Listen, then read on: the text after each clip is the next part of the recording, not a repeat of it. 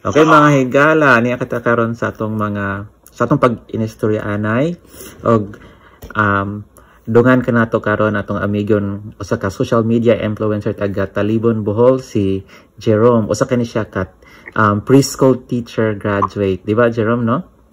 Dito ta nagkaila sa imong eskwelahan, no? Okay, atong panagstoryaan karon ang bahin sa election ba. Unsa man mong pamati, like na surprise ka or kanang imo nang nabati ang ang resulta? Sir, kanang na-surprise ko sa mga resulta sa election karon sa midterm 2025 sa national man or sa local. Na-surprise ko, very surprising. Kaya wa jud ka nagdahom sa mga kanang mga nigawas o mga nidaog, no? Oo, kay ang mga tao karon kay grabe kaayo. Ilahat yung ditanaw ba kung angayan ba kung may mahimong later kani sila ka politiko murag maayo kay mga tao karon. So ilahat yung tipo sa plataforma sa ilahang tipo botaran.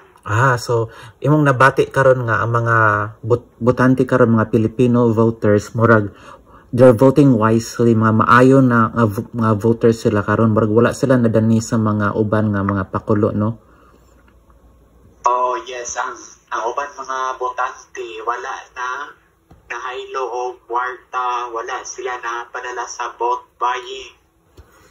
Maayo na siya nga panghitabo nga kanang kalambuan sa atong mga voters din sa Pilipinas. Atong paghisgutan karon ang bahin sa senador ba. Kinsa may nag-una din karon, who is number 1, top 1 in the Senate contender?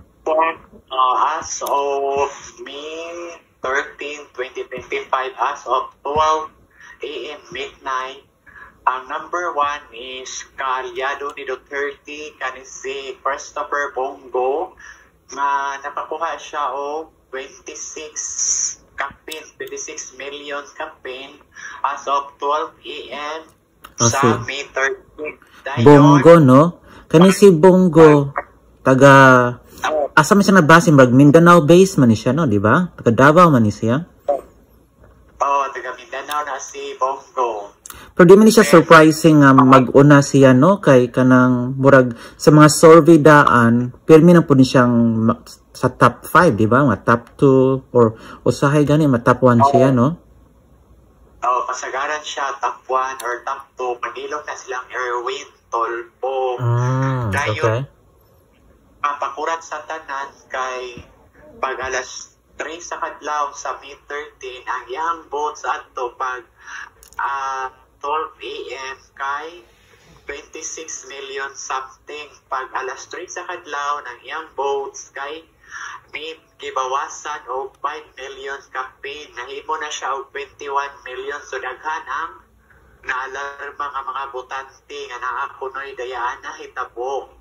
Unsa may explanation sa sa Comelec nga anong hitabo man nga ni us-us man ang ihang votes, kung atong hunaon ang vote magpasaka di ba? Kundi stagnant kanunay magsaka kung naa man gani ang vote nga moabot. Nganong ni us-us man murag kadudahan man siya sa may ilang explanation ana. Sa kung may bawan sir, wala ako'y kuhan pero siya kanang gi-explain pero wako ka kuhan kay saba makayang background pero dili daw kasagaran ang mga tao mga botante dili daw sila kuhan kanang pabor sa explanation sa Comelec, dili sila ganahan sa explanation kay klaro ko nung anay dayaan na hitabo. Mao ba? So balikon nato ang kanang standing ni Bongo.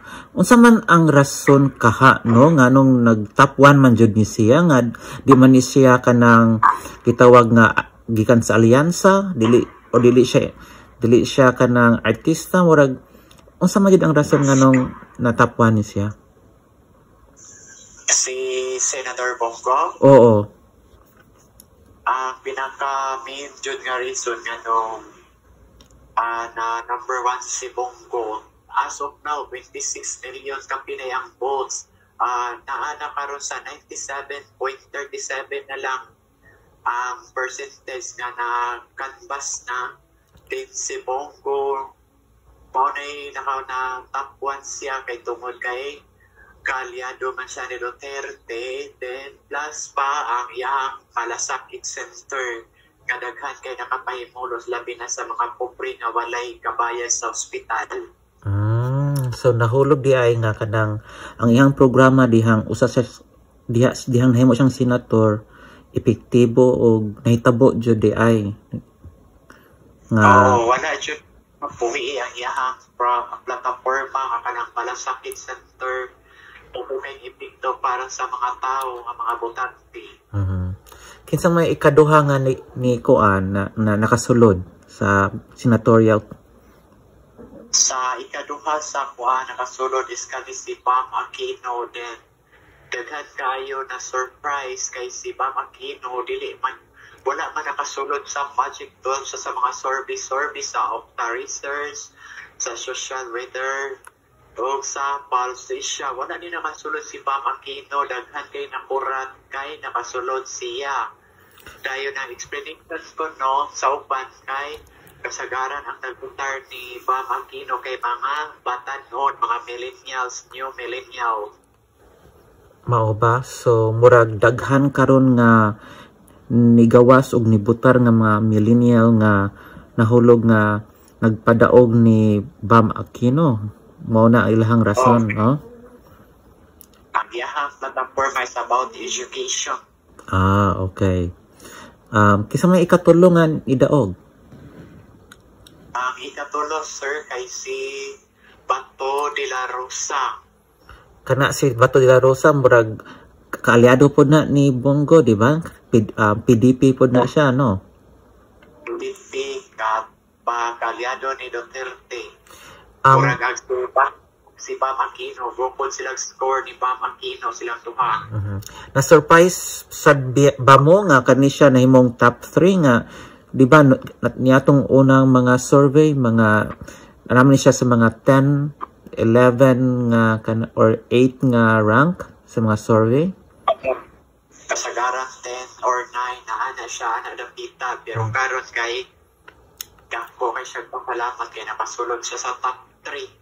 Ang niana siya sa iyang statement kay mao siguro nakapa-top 3 niya kay tungod kay loyal siya sa mga Duterte, labi na kay magsige siya o banat sa mga kaatbang o mga kritiko ni Duterte about sa iyang pagdakop sa paingon sa nahig Netherlands. So mas mahulog na to nga ang mga Duterte karon na agihapi gitawag nga kanang daghag suporta kung kinsa man ganyang ilahang i-endorso na ipuruhan nga makadaog kay na sila gitawag nga kanang mga suporta nga makuha sa katawhan, no? Oo, daghan sa ako ng political analyst niya na siya nga mas daghan suro ang mga supporter ni Duterte o ikaduha ang mga traditional opposition. So nahulog na jud ini nga si Duterte nga grupo ang nahimong opposition sa Marcos nga administration. Sila na jud duha ang murag nagtigi or nagkanang naglaban, no, karon, no? Oo, Marcos o kana si Juan Duterte ang ikatulo na ay karon pagbo kana si Leni Robredo Pinklawan. Okay. Leni Robredo ang kalyado niya si Bam Aquino Kiko Pangilinan. Okay. Mo ni si Leni ang ga-endorse aning duha di ay, no? Si endorse si Bam Aquino si Kiko. Nakasulod orang nakatabang sa mga supporter ni Leni pero ibalita man to ganiha nga naay planong si Leni nga mobalik pagdagan presidente. So kay balo na ta nga modagan presidente 2028 si Leni o kung dili matanggal si Sara sa impeachment or masave siya so makadagan si Sara so kanang duha ang maglaban or napapay duha kana si Romualdez o kana si Tolpo. So murag na day panghugon-hugon kung kinsa ang mudangan pagka-presidente karong maabot nga 2028. Duha ka bay mao ni si Leni Robredo ug si Sara Duterte ug duha ka laki si Romualdez ug si Tulfo. Mao na inakuanan na may plano nga mudagan.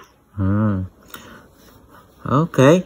Unya ang kuan kanang di ba naman ni gi-endorso si BP Sara pagka-senador nga part nga kanang membro sa alyansa mao ni sina Villar og si Amy Marcos. Kumusta man ilang standing? Nasulod ba sila sa top 12 karon?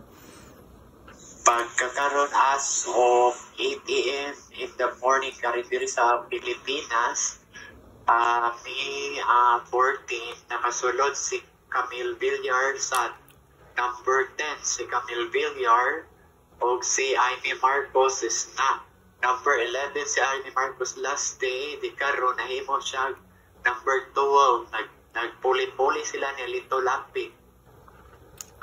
Mura siya thrilling din siya nga kuano nga kanang sitwasyon kay number 12 ba siya, so wata kay balo basig ma-absent pa siya sa number 13. Kinsa may number 13 karon? Ang number 13 kay igsuon ni Erwin Tulfo nga si Ben Tulfo sa bitag, pero ang lamang nila is 3 million. Murag layo na ni siya no. Kay labi na 90% na ang kanang mga botar nga na submit, di ba? Na pagkakaroon ay ganyan 8 a.m. na nas 97.36 ang nasubmit. Submit. So murag din ni kagukod siguro no, murag mag top 12 na dyan ni si Amy Marcos no. Duda ko makasunod sa top 12 kay dako kay natabang si Sara ni Ivy tungkol sa endorsement. So si Sara jud ang nagpadaog ani niya og ni Villar, di ba?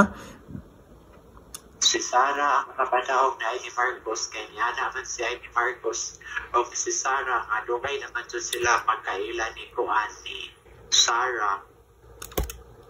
Maayo.